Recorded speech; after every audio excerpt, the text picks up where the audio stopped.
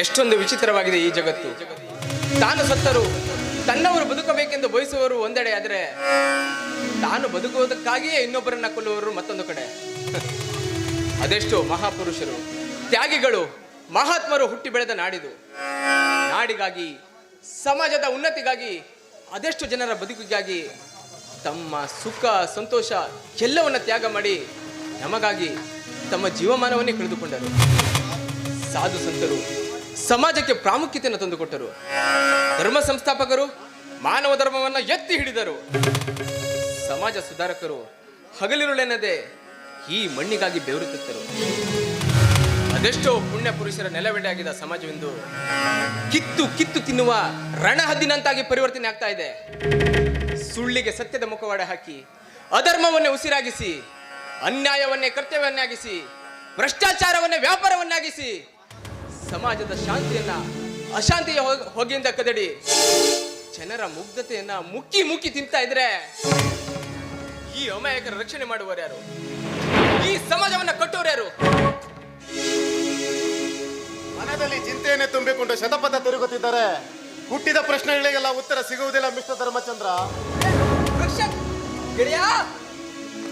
ಹೇಗಿದೆಯಾ? ನೀನೇ ಬಂದೆ? ನನ್ನ ಮಾತುಗಳನ್ನ ಕೇಳಿಸ್ಕೊಂಡೇನೋ? ಅಲ್ಲ, ಆಲಿಸಿಕೊಂಡೆ. ಯಾವುದೋ ಒಂದು ಕೆಲಸದ ಮೇಲೆ ನಿನ್ನೆ ಬಂದಿದೆ ಕಣೋ. ಇವತ್ತೇ ಹೊರಡ್ತಾ ಇದ್ದೀನಿ. ಹೊರಡೋ ಮುನ್ನ ನೀನ್ ಇದೆಯಲ್ಲಪ್ಪ ಮಹಾನ್ ಭಾವ, ನಿನ್ನ ನೋಡ್ಕೊಂಡು ಹೋಗೋಣ ಅಂತ ಬಂದೆ. ಗೆಳೆಯ, ಅಷ್ಟೊಂದು ಅವಸರದಲ್ಲಿಯೂ ನೀನು ನನ್ನ ನೋಡಕ್ ಬಂದಿಯಲ್ಲ, ಅದೇ ಕಣೋ ನಮ್ಮಿಬ್ಬರ ಸ್ನೇಹಕ್ಕೆ ಬಿಸಿದ ಬಂಧನ. ಸಮಯ ಬಂದಾಗ ಸಂಬಂಧವು ಕೊಳ್ಚೋಗ್ಬೋದು, ಆದ್ರೆ ನಮ್ಮಿಬ್ಬರದು ಆತ್ಮಸ್ನೇಹ ಕಣೋ. ನಾವು ಉಳಿದು ಹೋದ್ರು ನಮ್ಮ ಆತ್ಮಸ್ನೇಹ ಎಂದೆಂದು ಉಳಿದುಕೊಳ್ಳುತ್ತದೆ. ಅಂದ ಹಾಗೆ ನಿನ್ನ ತಂಗಿ ಮತ್ತೆ ತಮ್ಮ ಎಲ್ಲರೂ ಚೆಂದಾಗಿದ್ದಾರೆ.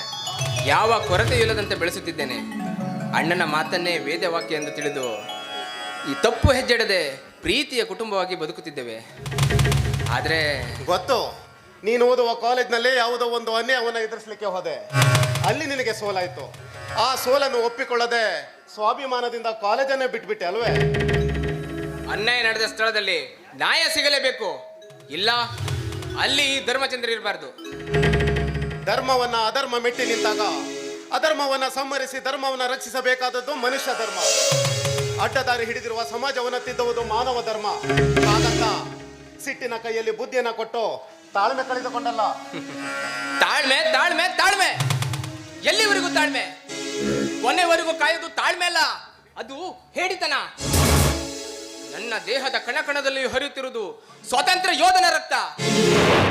ನನಗೆ ಶಕ್ತಿಯನ್ನು ನೀಡಿದ್ದೆ ಈ ಸಮಾಜ ಸೇವೆಗೆಂದು ತನ್ನನ್ನು ತಾನು ಸಮರ್ಪಿಸಿಕೊಂಡ ತಾಯಿ ಎದೆ ಹಾಲು. ಧರ್ಮವನ್ನ ಉಳಿಸಿದ ಧರ್ಮವನ್ನ ತಂಪಾದ ಚಂದ್ರನಂತೆ ಬೆಳೆಸಲೆಂದೇ ನನಗೆ ಧರ್ಮಚಂದ್ರ ಅಂತ ಹೆಸರಿಟ್ಟರು. ಸಮಾಜಕ್ಕೆ ಸಲ್ಲಿಸಿದ ಸೇವೆಗೆಂದು ಮರಣವಿಲ್ಲ ಧರ್ಮಚಂದ್ರ. ಆದ್ರೆ ಸಮಾಜವನ್ನ ತಿದ್ದುವ ಗುರಿ ಎಷ್ಟಿದೆಯೋ ಅಷ್ಟೇ ನಿನಗೆ ನಿನ್ನ ಸಂಸಾರದ ಜವಾಬ್ದಾರಿಯೂ ಕೂಡ ಇದೆ.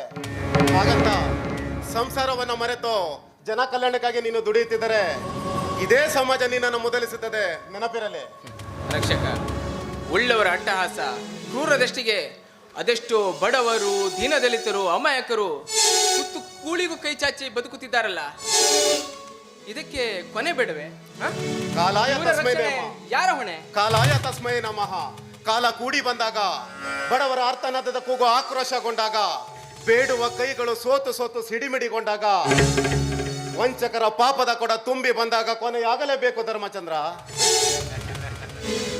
ಕಾಲ ಕಾಲ ಕಾಲವೆಂದು ಕುಳಿತರೆ ಕಬ್ಬಿಣವು ತುಕ್ಕು ಹಿಡಿಯುತ್ತದೆ. ಕಾಲವೆಂದು ಕುಳಿತರೆ ಗಟ್ಟಿ ಕುಳುಗಳ ಕಬ್ಬಂದ ಬಾವು ಬೆಳೆಯುತ್ತಾ ಹೋಗುತ್ತದೆ. ಏಟಿಗೆ ಏಟು, ಸಾವಿಗೆ ಸಾವೇ ಸಿದ್ಧವಾಗಬೇಕು. ದುಡುಕಿಗೆ ದುಃಖ ಕಟ್ಟಿಟ್ಟ ಬುತ್ತಿ. ನೋಡು, ಸಮಯ ಬಂದಾಗ ನಾನೇ ನಿನಗೆ ಕೈ ಜೋಡಿಸ್ತೇನೆ. ಆದ್ರೆ ನಿನ್ನನ್ನೇ ಮದುವೆ ಆಗಬೇಕೆಂದು ಸುಖ ಸಂಸಾರದ ಕನಸನ್ನು ಹೊತ್ತವಳು ನನ್ನ ತಂಗಿ ಸಂಪದ.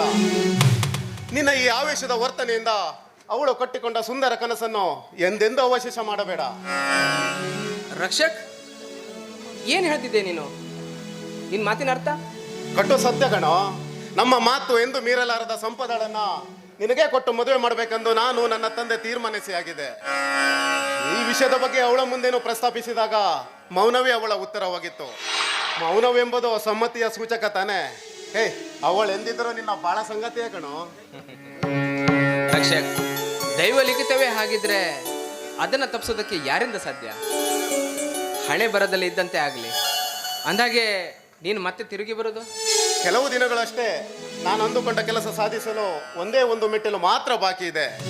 ನಂತರ ಬರುತ್ತೇನೆ ಕಣ ನಿನಗೆ ಕೈ ಜೋಡಿಸಲು. ನೋಡು, ಮನೇಲಿ ಬೇರೆ ಯಾರೂ ಇಲ್ಲ, ನಾನೇ ನಿನಗೆ ಕಾಪಿ ಮಾಡಿಕೊಡ್ತೀನಿ. ಏ ಬೇಡ ಕಣೋ, ಟೈಮ್ ಆಗ್ತಿದೆ, ಅರ್ಜೆಂಟಾಗಿ ಕೆಲಸ ಇದೆ, ಬಸ್ ಮಿಸ್ ಆಗಬಹುದು. ಇನ್ನೊಮ್ಮೆ ಬರೋದು ಇದ್ದೇ ಇದೆಯಲ್ವಾ, ಖಂಡಿತವಾಗಿಯೂ ಬರ್ತೇನೆ.